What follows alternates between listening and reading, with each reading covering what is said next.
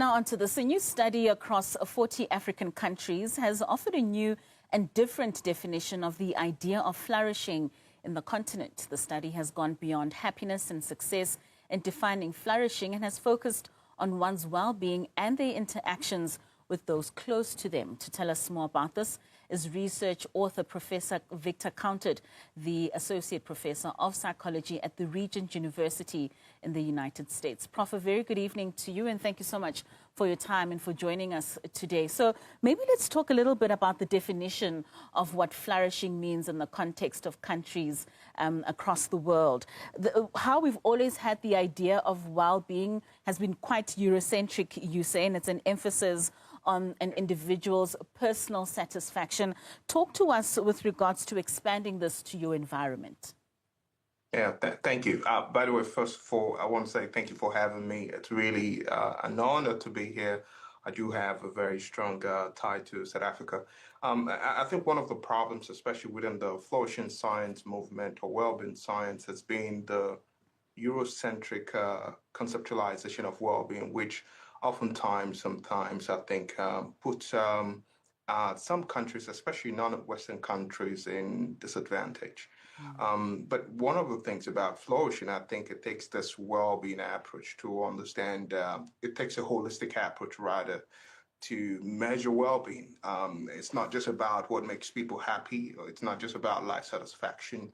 It includes dimensions that I think that are very much common or unique to us. Things like meaning, things like character and virtue, things like social relationship and even resilience, which becomes really part and parcel of how we conceptualize what well-being is, at least from an African context. And I think many African countries, as we could tell, I'm also African myself, so we kind of flourish not necessarily in material ways. We flourish mostly in non-material ways. Whether it's about strong community life, whether it's about faith, whether it's hope or character, even in the face of economic hardship. And I think that reconceptualization of what well-being is allows us to move away from Western models of success, whether it's things like GDP, focusing on consumption, which really does not really capture what flourishing means, at least in an African context, you know. And so one of the things we wanted to do in our work was to kind of ask the question, what does flourishing mean within the African context, especially when we take a context-sensitive approach, which is not what most studies would do, especially, at least most well-being studies anyway. And that really means to focus on what a community value, you know, and then talk about well-being from that perspective, because ultimately flourishing, again, is a state in which all aspects of our lives, the lives that we value, are good in relation to our environment. And so, and I think that's a clear distinction between flourishing and well-being. Well-being, on the other hand, it's about the individual aspect in which all aspects of your life is good. But with flourishing, we have to consider the environment, because if you're flourishing, if you're doing well, rather, and your environment is not doing well, then you're not flourishing. And I think that contrast is very important, especially as we talk about well-being and flourishing, and which is why, for me personally, I think it's important we focus on flourishing, because it goes beyond the individual, which certainly usually does. Yeah, it's Western-centric. There's an Aristotelian emphasis there. But for us as Africans, it's about a community, like in South Africa. I'm sure you're familiar with the word Ubuntu. You go to West Africa, they use the word like Wazobia. The emphasis there is the fact that if you're flourishing, your neighbor should be flourishing, your community should be flourishing ultimately. And when we take that perspective, it kind of shapes or changes how we at least look at what a good life is, at least within an African context. Most certainly. So when you had these findings, Prof, I mean, it's quite interesting to compare Africa to the rest of the globe. I mean, out of the top 22, the top 4 are Indonesia, Mexico, Philippines, and Israel. But then followed by Nigeria, which is top on the African continent, but fifth in globally.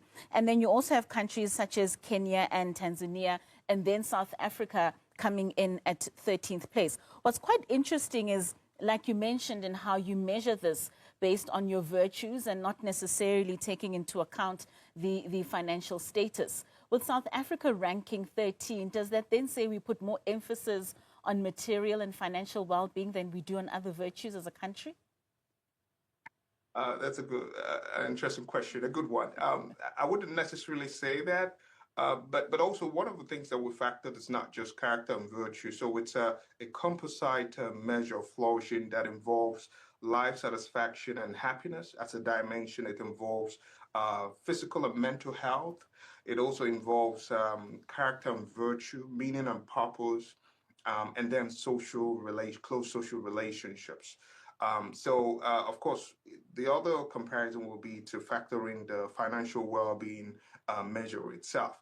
But interestingly, I wouldn't say that that it's more so the material emphasis. It could also have to do with other things as well. Interestingly, actually, something that we found in each of the specific papers, as you start to read each of the papers, you'll find some different nuances.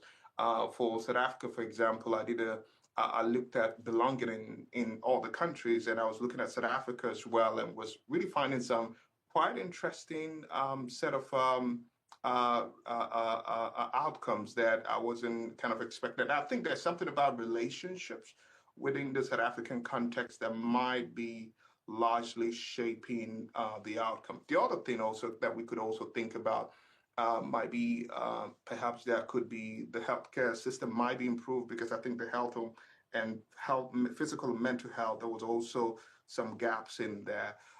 So not necessarily that the focus has been on material health. It could be one of those factors, but it's more like controlling for many other factors, you know. Now, for us to understand what might be happening specifically in South Africa, I think it's important that we go beyond just the universal approach that we've taken, looking at cross-country comparison, to take an EMICA approach to say, within South Africa in itself, how do we understand these patterns and what is happening? Now, we've not gone that, taken that step to do that kind of work yet, but that's the next steps, hopefully. Most certainly. You spoke, Prof, earlier on about just finding that community value, and that is really what Africa certainly has over and above many other global countries. What gold are we missing, and how should we put it into our everyday lives in order for us to flourish even more as a continent and not compare ourselves to the Eurocentric way of measuring what it is that we define as our own success?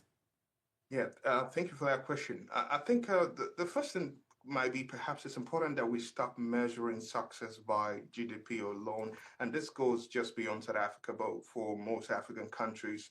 And also we need to create some kind of development policies that kind of prioritize character formation, things like also cultural resilience and community ties as values that we hold on to that really define who we are.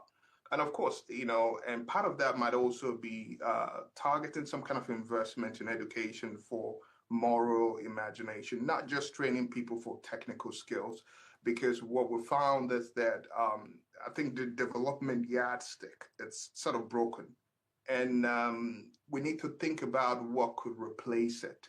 We need new indicators that are based on human dignity or human flourishing, agency, sense of meaning, all those values that really shape what it means to be a flourishing Africans. And I think tools like the Global Flourishing Study helps us to take that step, because already we have data that can kind of give some insight. But again, mind you, with a Global Flourishing Study, the data is just for four African countries. There's still a lot more to cover, you know. And I think we should ask, are people living the lives that they value? Are they living in peace with each other and with their land? And if we think that the answer to this question is yes, it's a definite yes, then maybe we're doing something, you know, worthwhile. But if people are not actually living the lives that they value, then maybe it might force us to kind of rethink what flourishing ultimately is, at least for us, for people within the African context, and even Africans in the diaspora like myself as well, you know.